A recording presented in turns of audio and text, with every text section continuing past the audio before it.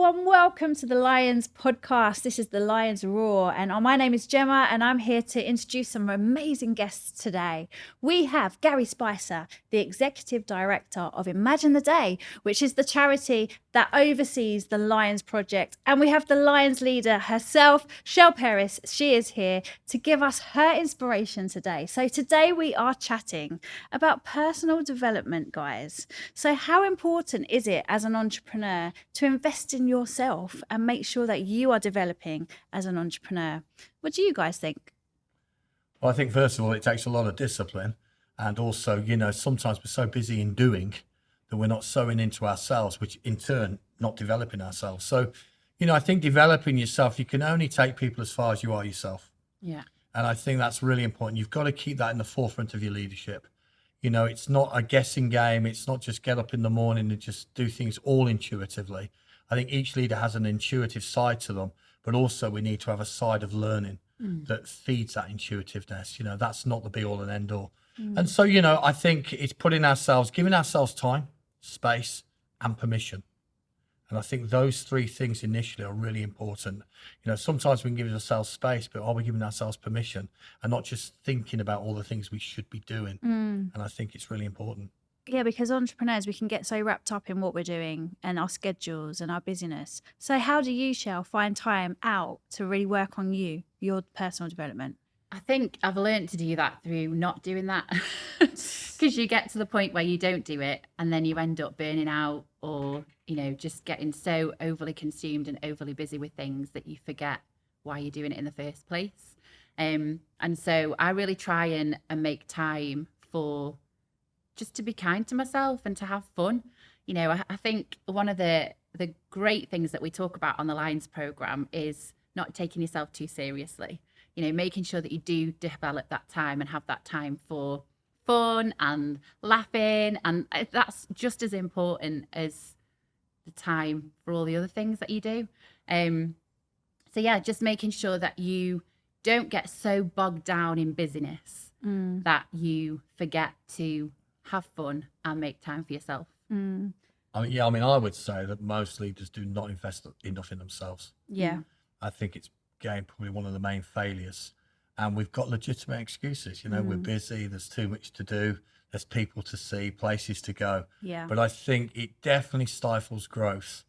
If we're stifling it ourselves, it's going to stifle the organisation. And so investing in yourself, as a pastor over years, I used to not want to spend money on going to conferences because I was thinking more about the money, if I'm honest, and time than actually what it could do for me. And certainly when I broke through that and went to places, and that really helped me in a number of ways, not just the teaching, but being with like-minded people, just around the coffee, sparking each other.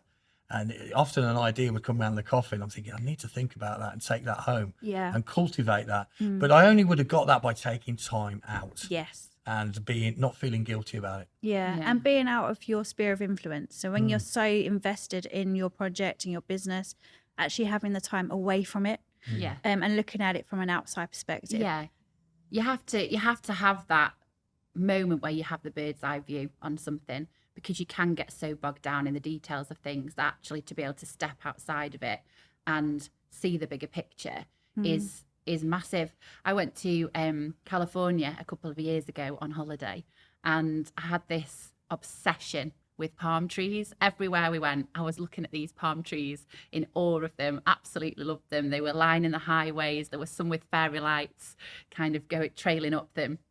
And this one particular day, I was just sat in the car as we were driving. There were all these palm trees, and I kind of said to God, why have I got such an obsession with these palm trees? And I really sensed the Holy Spirit just saying to me, because it's causing you to look up. I was looking up at these palm trees, and I think sometimes you've got to take those moments to look up and just see beyond where you're at. I think the other thing is looking down. In other words, soaring. Yeah. From a plane point of view, you get a massive view of everything that's going on, not detailed. And I think one of the greatest, responsibilities of leaders is to be able to work on their organisation, not always in it. Yeah. Yeah. And I think, we get so busy working in it that we forget to work on it. And that's part of working on ourselves as well. Yeah. And positioning ourselves out of the organization, like you say, conferences or reading or staring at fairy lights on palm trees. I've not reached that height yet, Gemma, but I have been in a plane and looked down. But it's all about having a bigger picture and having a different perspective. Yeah, because entrepreneurs can sometimes be solopreneurs, where they're doing everything in the organization. And it's only when you get to a certain level that you build team, and then you're able to have those time outs. So as a solopreneur, I know both of you have been in that situation. What moments have you grabbed? You know, is it training courses? Is it moments away? Is it retreats? Or is it just a little, like half an hour a week? What practical ways have you had personal development? For me, it's been having the right people around me. Having people, like, I'm a real people person. I thrive off being around people. When I relax, I have people over for dinner. You know, like that's just, it gives me energy being around people. And so I've got a few really trusted, great people around me that I can go to for even just an hour and process life with and process where I'm at with. And always, always, always in those times, I come away from them feeling like I've grown. You know, so I really value having those people that I can go to and just talk to about absolutely anything. And they've also got the permission to ask me anything, you know, so it's those accountable relationships. And you don't have a lot of those. It's maybe with one or two people. But for me, that's been a huge part of me growing personally as a leader and as an entrepreneur. Great. Yeah, I think for myself, I've always believed in work hard, play hard. And look, you can only achieve things through hard work in many ways, and working with people. We're saying that it's not an easy job, but also you've got to have the same intensity of playing. And I think, you find out what you enjoy, whether it's recreational or going away. And, I play sport. I love sport. So, I've got some really good friends that understand me, and I play sport with them. So I wouldn't go for an hour and have a coffee and stare at people. It don't work for me. But what does work for me is when I hit a bad shot and get angry and someone then starts talking to me. No, what I'm trying to say is it's a different context for different people. Yeah. And I think you've got to find your context. And if it's people that feed you, then you've got to find the right context for that, where the right conversations take place. And so, for me, it's travel, it's sports. It's not the gym. I hate the gym, but that's a lonesome place anyway. But it is with people. But self-improvement can be difficult. I mean, we all like to find space where we have time out and we get advice from people, and all that is great. But actually, self-development is about improving your character and improving your knowledge and improving your creativity. So as an entrepreneur, it is really important to have self-improvement in that way as well. And that can be tough, can't it? Yeah, absolutely. And I love what Gary said before about how you can't take other people where you haven't been yourself. You just can't. And so I remember listening to a talk, honestly, it must have been nearly 25 years ago. It was on a tape cassette. It was that long ago. And it was called Never Let Your Gifting Take You Where Your Character Can't Keep You. And it was all about making sure that your character is always ahead of your gifting. That when your gifting takes over, that's when you enter the danger zone. That you've got to make sure that your character's always one step ahead.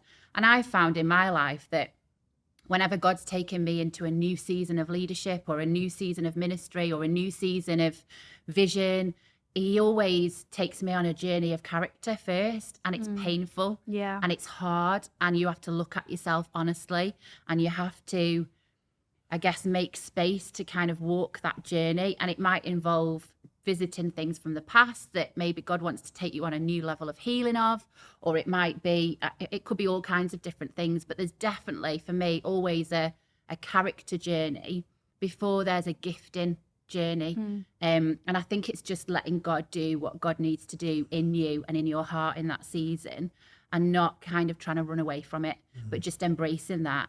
And in my experience, when that happens, afterwards, it's almost like you're launched into a new level of gifting and leadership. And it's not going through character things so that you can be launched into a new season of gifting and leadership. It's just growing as a person as you grow in what you do as well. I think one of the key for my growth is I've always put myself deliberately around people that are further than me. Yeah. better than me. Yeah. And I'm Yeah. all about character as well as gifting. Yeah. Overcome things that I don't know how they overcome. You know, when you hear someone speak or teach or are leading something, I always know they've been through it. Mm. And then I want to get to them and see how they got through it. Yeah. Yeah. And I think for me, you know, I've traveled to meet people.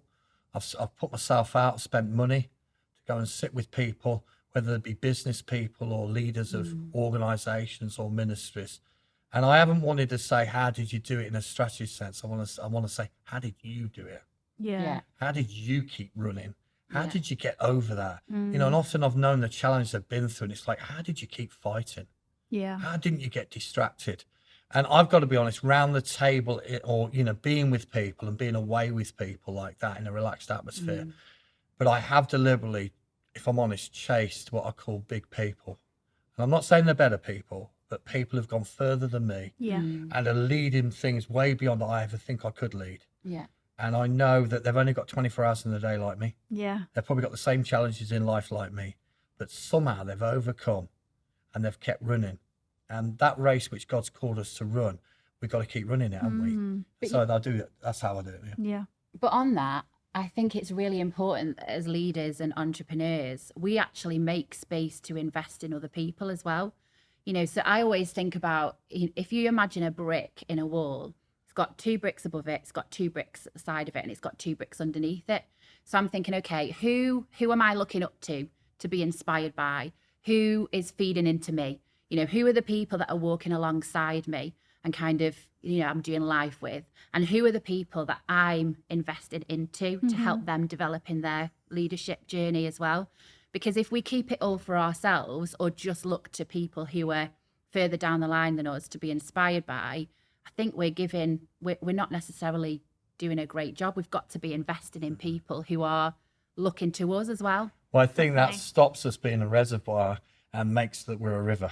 Yes. And the whole thing, you know, certainly in God is that we're a river. Why would we need something new if we're keeping everything to ourselves? Yeah. And there's not a flow through. Yeah. And so I think, you know, that kind of, I mean, I agree with what Shell's saying. You know, yes, we've got an intake, but also there's got to be a flow through us. Yeah. You know, I don't want to be a selfish leader. Yeah. I don't want to be an all-accomplished leader. I want to be a selfless leader that's a river passing on. Now, some people might go, oh, you know, he hasn't taught me anything here. That's fine. I'm not worried.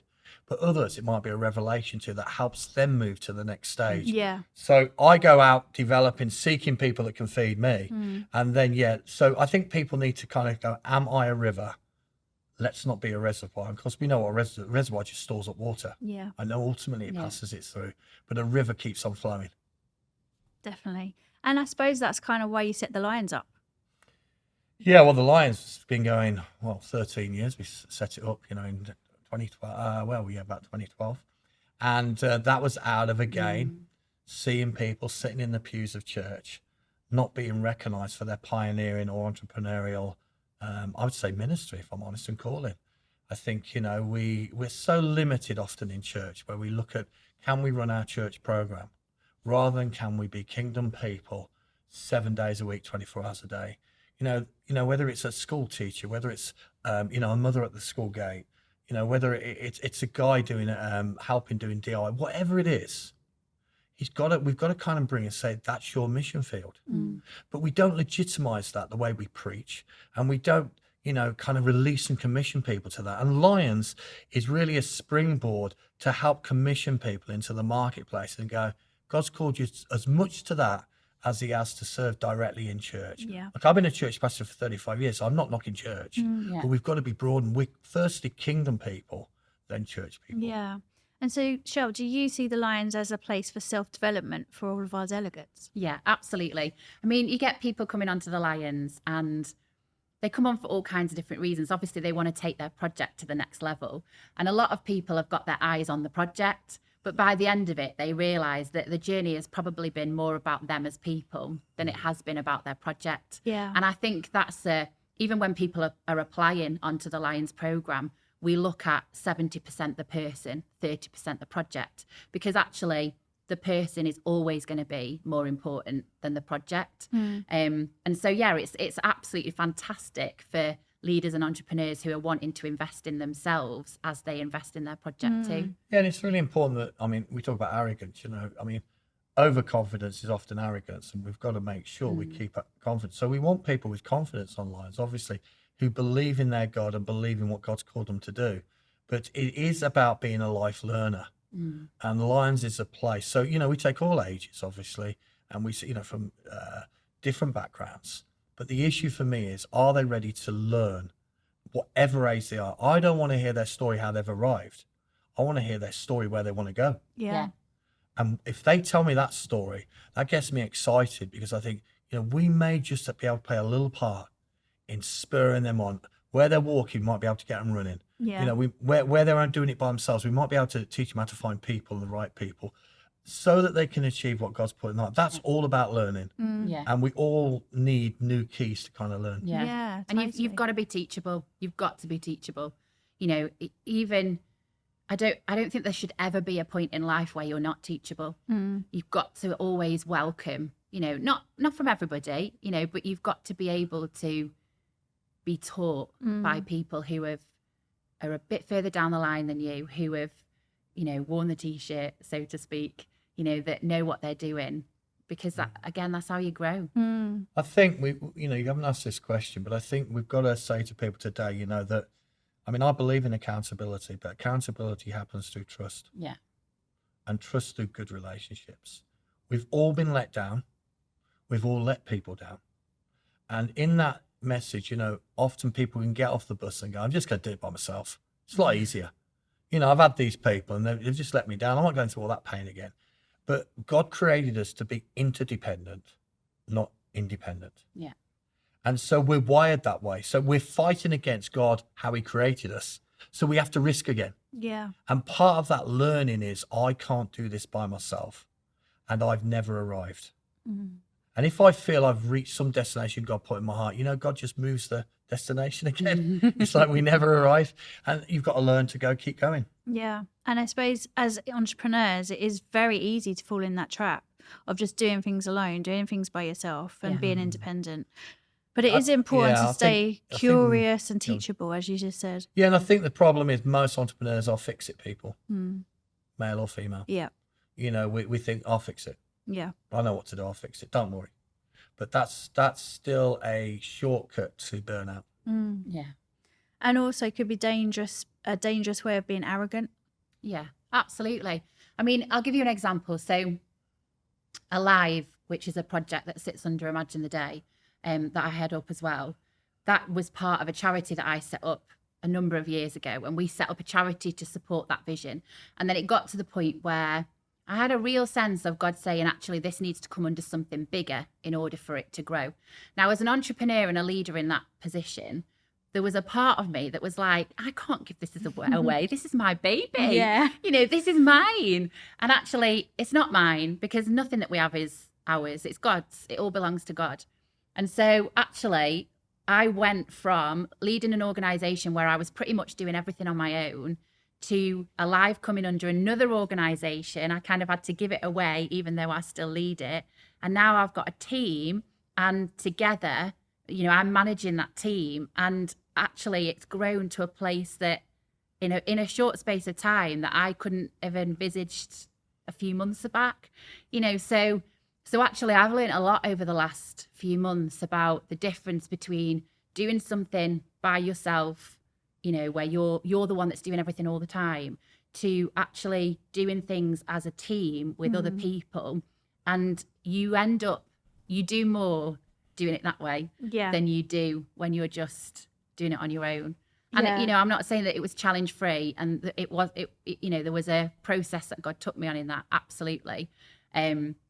But it was by far the best thing for the vision. It reminds me of quite a few years ago when I was starting out, and we all want to be everything, don't we? Yeah. And, I was no different. It's like, I've got this gift, but I haven't got that gift. God, can you give me that gift, And I remember one day really praying, and I was praying, I said, Lord, if you just gave me this gift, if I could just have that gift, we could move everything so much forward and quicker, Lord, just give it me.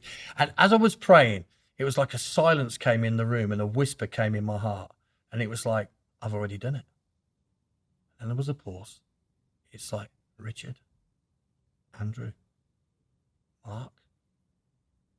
And what God was naming, he was naming the people he'd given me that are the gifts I needed He wasn't giving me the gifts for me. Wow. And I always remember that was a massive learning for me, because I thought, I'm praying a prayer and I think I know the answer. God, give it me. Yeah. Yeah. And God says, I have.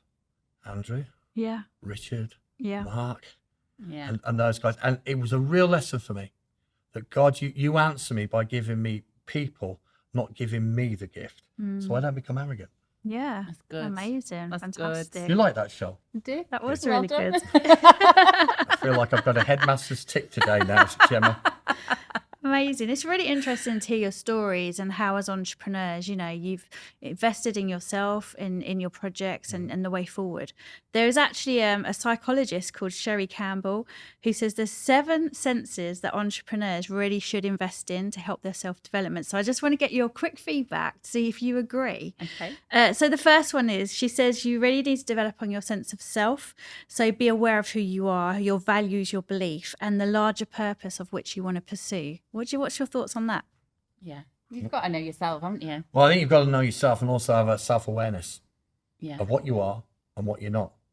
And I think spending time on yourself teaches you that. We sometimes don't want to know what we're not, but it's good self-awareness. Yeah. Because if I start moving in confidence and telling people what to do, like if I told people now how to play music, I love music.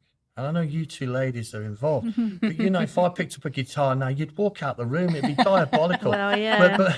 But so I've got to know what I'm not. Yeah. Yeah. And that's the self-awareness. And I think, great leaders know what they're not and know what they are. Yes. And I think that's Absolutely. really vital. Fantastic. The second one, she says, is a sense of curiosity. So you need an unquenchable thirst for your advancement and for adventure. What do you think about that, Yes. Shell? I love adventure. Absolutely love adventure. Life's boring without adventure. And I think that ability to stay curious, especially if you've been in a market or an industry for a long, long time, if you lose your curiosity, it's game over. You've got to have that curiosity, that wondering, that that ability to ask the right questions and look at the right things. So yeah, They're actually a pain to have on your team. I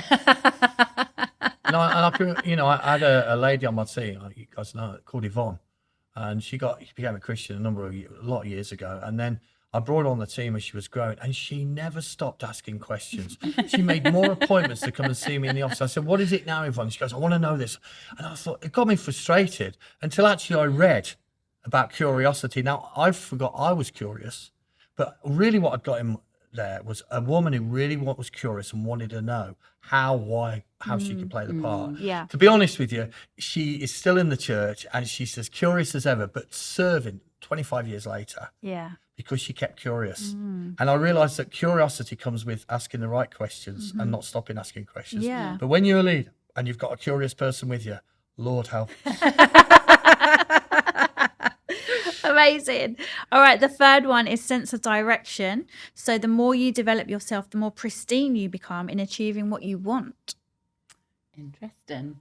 Do you know, I remember years and years and years ago being trained in interviews. So basically, you can be asked any question and you can turn it round to be able to give the answer that you want to give. And honestly, it was invaluable, absolutely invaluable. And I think it's part of knowing what you want, isn't it? It's what do I want out of this? What outcome do I want to see in this conversation or in this particular situation, and being able to navigate it accordingly. Yeah, okay. I think, I know I'm a strong leader and I know I can persuade people to do things. But as a Christian leader, I've never wanted to manipulate people to do things. And there's a big difference. Yeah. And I've really kind of thought about this a lot and said, what is the difference, God, between persuasion and manipulation? Because they're very close together. Yeah. And I've come to the conclusion, I'm not saying it's a total conclusion, that manipulation benefits me. Persuasion benefits us both. Yeah. And I think that's something leaders need to really think about.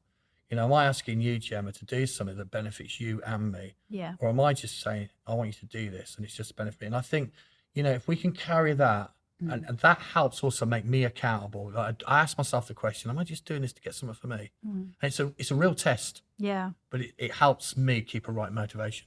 Amazing.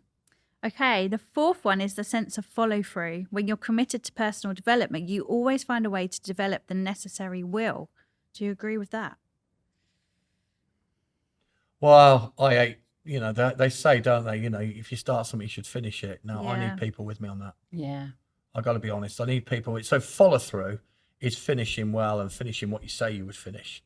And there are a lot of good starters in this world and not so many finishers, and those who finish well as well, even in life and ministry and calling. So I think for me personally, if I'm being really honest, I need people around me to make sure, not that I will do what I say, but let me finish what I've been asked to do. And I need some accountability on that one. Just being honest, it's like I need people to shout at me and say, you said you would finish this. Now go and finish. So I'm a starter who wants to finish, Yeah. but needs people with me to finish well. Yeah, and it's great having a team around you to help you do that. Yeah, absolutely. And I think you want people as well in that aren't just going to be with you for a little bit. You're always going to get the people that are with you for a little bit, but actually you're looking for the people who are going to be with you for a while. Yeah. You're looking for the people who are going to say, do you know what, I'm with you for the next 3 to 5 years, because that builds sustainability, that builds growth, that builds all kind, relational thing, like really good working relationships. So I think that helps with. I totally agree with Cheryl there, because I have taken over the latter parts of leadership. It's like I will say to people, I need you for 5 years. Yeah.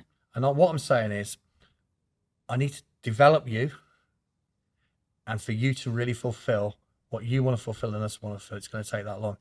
Today we're living in such an immediate consumer society where people press a button and want something. There's still things that count today cost. They really cost, and they cost time, and they cost effort, and they cost longevity. And so if we really want to build something that's sustainable, in vision, you definitely need a longevity of people with you. It's correct. Some come for a season, some go, but it really shakes an organization. If you've got staff turnover or volunteer turnover every year, you can't build anything stable. And I think, both you ladies here, you built stuff yourselves. That counts. Yeah. So I like to put the challenge right at the front end. Hey, if you're going to come and work with us, share with us, we're going to take a bit of time on this. It's going to take some effort. Yeah. I don't keep people to a promise, but they know my expectation. Yeah. And I'm being real because I know how long it's going to take. Yeah. Fantastic. All right. The fifth one, ways that we can develop ourselves, is a sense of urgency, because urgency drives inspiration. And when you're the underdog, you would dig deep inside of yourself so that you can thrive. I think it's an interesting one, urgency. I think it's a really interesting one, because I think you can be too urgent sometimes. I think you can. Gary always says to me about taking a grace pause and just sometimes waiting and saying, okay, I've had this email that's come in that's going to cause a few challenges or cause a few issues. Let's just take our time on this one. Let's not reply out of urgency, but let's reply out of having had the time to process and think it through properly. So I think from that point of view, sometimes you can be a little bit too urgent. But then when you think about, the gospel, and you think about, transforming lives and all those kinds of things, you think actually there is an urgency. There is an urgency to this task that God's given to us, or this call that God's placed on our lives, or this thing that God's asked us to do. So I think it's getting the balance right between looking at what's urgent in a sense of it's compelling me to do this, and what is not urgent in the sense of if I act on this too quickly, it's going to cause me more issues. So I disagree with it. Okay. Okay. And I disagree with it because I think urgency and what's important are a battleground consistently in our decision making on time. And I think that urgency, even though I understand, like if there's a car accident or something happens, let's be practical, you've got to respond straight away. But I think in the realm of life and leadership, urgency is really an enemy of what's important. And I think we can end up being reactionary rather than responsive. And so, look, I am a pretty quick decision maker. I'm not a slow decision maker. But as, Shell said there, sometimes on big decisions, it's like, I'm not going to react on that. I need a grace pause. I need a thinking time so that I respond and not react. I'm an emotional being like everybody. And sometimes if I see injustice or see something happen, I want to react. but I think reaction can get us in trouble and take us down a road that doesn't really lead to a positive conclusion. So even though urgency I get, I don't want to be driven by urgency. I want to be driven by importance. What's important. Yeah, good point. Good point. There's only 2 more left. Okay. The 6th one is a sense of resilience. There will be tough times in life and business. When tough times occur, you need the skills to deal with it effectively. Now, I'm guessing you agree with this, right? Yeah. I agree with it. You're not going to get me arguing with this one. Look, I think resilience is one of those things that lacks in many people's lives today. And, you know, we've got to be resilient. We've got to, I said earlier, you know, we've got to be overcomers. And I think, you know, God's called us to be overcomers. And with his strengths, I think resilience, overcoming can take place. And it does prove our character, does prove our leadership.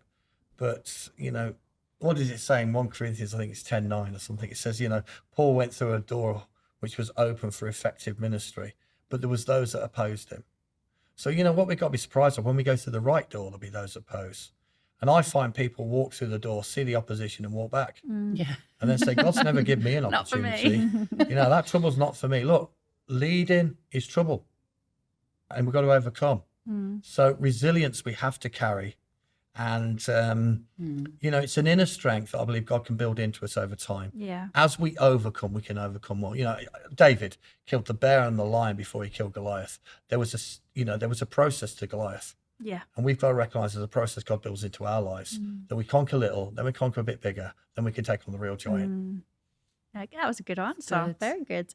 And the last one, Shell, is a sense of connectedness. So being connected to people, businesses, organizations around us that are going to make us push towards our goals. Now, I'm assuming because you are the leader of the Lions that you're totally going to agree with this. So tell us, how does being connected to the Lions help people in their self-development?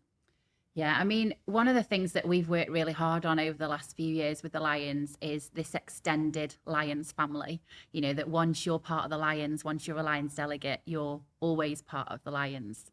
You're part of the pride, so to speak. And it's something that's really important to us, actually. You know, we get these 16 people for a year. Some get through to a 2nd year and possibly even a 3rd year.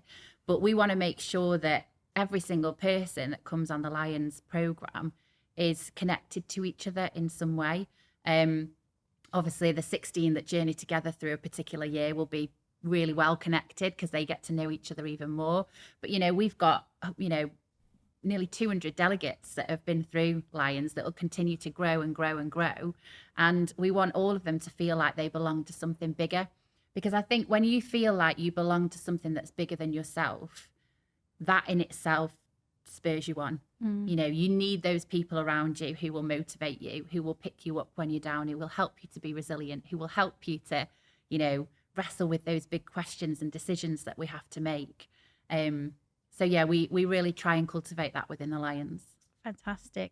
Well, thank you so much for joining me today. It's been a great conversation about personal development. And I think it's fair to say that entrepreneurs need to be the best at personal development. And you guys have really highlighted some reasons for that. So thank you so much. Thank you for joining the podcast. It's been another great one. I hope you are enjoying this and getting lots of great tips and advice for entrepreneurs. Please do follow our journey. We will be back with some more topics coming up. Put your comments in the comment section. We want to hear from you. What have you learned from this podcast and how has it inspired you?